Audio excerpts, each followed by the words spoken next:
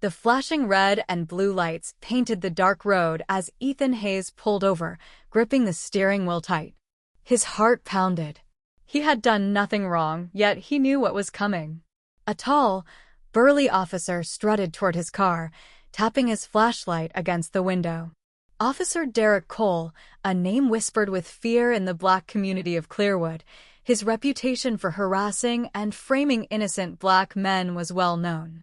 License and registration. Cole barked, his hand resting on his holster. Ethan handed over his documents, his fingers steady despite the situation. "Is there a problem, officer?" Cole smirked. "Step out of the car now." Before Ethan could protest, the officer yanked open the door and pulled him out. Within seconds, he was slammed against the hood. Pain shot through his ribs. "What's going on?" Ethan demanded. "Under arrest." Cole sneered. "Possession of stolen goods and resisting arrest." Ethan's eyes widened. "That's a lie. I did nothing." "Shut up." Cole shoved him into the back of the police car. As the car sped off toward the station, Ethan took a deep breath. They hadn't just targeted any businessman. He was someone they should have never messed with, and they were about to find out why. Meanwhile, back at the station, Cole made a phone call. "We got another one." "Judge, should be an easy win." Judge Clarence Jenkins chuckled on the other end. "Good work, Derek. Let's make sure this one doesn't see the light of day again." Ethan sat in the courtroom, his hands cuffed in front of him. The judge, Clarence Jenkins, glared down at him with cold, piercing eyes. Jenkins and Cole had a long history of working together, sending innocent black men to prison for crimes they never committed. The trial was a joke. The prosecutor presented fake evidence, a stolen wallet supposedly found in Ethan's car. No fingerprints, no proof, just Cole's word against his. "Your Honor," Ethan's lawyer, Naomi Scott, argued, "this is a clear case of racial profiling. Officer Cole has a record of misconduct. My client is an innocent man." Judge Jenkins sighed dramatically. "Enough, Ms. Scott. Let's not make this about race. The evidence speaks for itself." Ethan clenched his fists. The judge wasn't even trying to hide his bias. Cole took the stand, putting on an Oscar-worthy performance. "I saw the stolen wallet in plain sight on the passenger seat," he claimed. "He got aggressive, tried to resist, so I had no choice but to arrest him." Ethan couldn't believe the audacity. This man lied so smoothly it was sickening. "The verdict is guilty," Jenkins declared without hesitation. "Mr. Hayes, you are sentenced to 5 years in prison." Gasps filled the courtroom. Ethan stared at the judge, his face unreadable.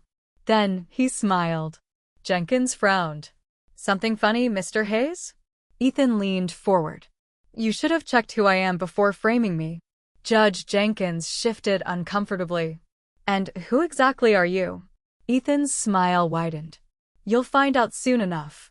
As he was escorted out of the courtroom, Ethan whispered to Naomi, "Make the call." That night, the media exploded.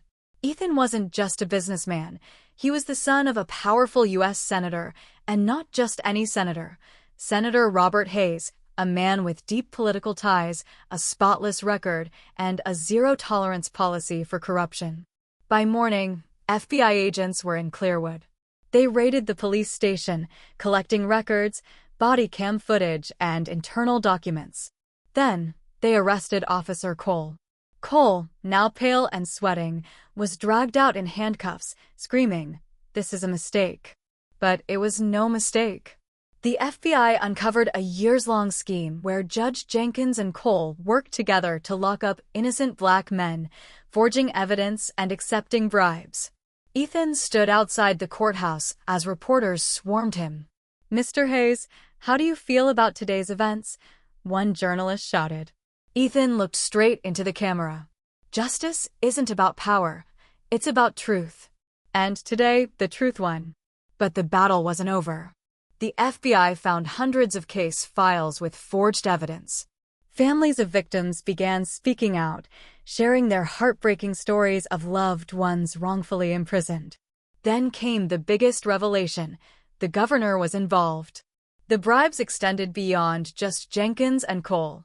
This was bigger than anyone had realized. Ethan's case wasn't just a victory for him. It was about to expose an entire network of corruption. A month later, Judge Jenkins stood before a new judge, shackled and humiliated.